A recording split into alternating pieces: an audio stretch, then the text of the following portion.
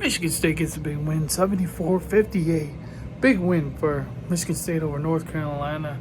They're 7-0, man. They are off to a great start. Tell you what, man.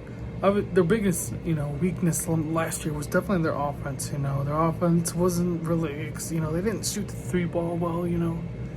So that was the big concern, obviously, for Michigan State. Their defense is always good. They always have a great defense. They're always, they're always getting rebounds. They're always playing physical. They're always going to outplay teams. When it comes to hustle, and Tom Izzo's just going to get the best out of his players. So last year's team, though, the only struggle, they made it far. They made it. But obviously the worst part was the offense. Because you have to shoot the three ball well, especially if you're playing against a team that's better than you, more talented.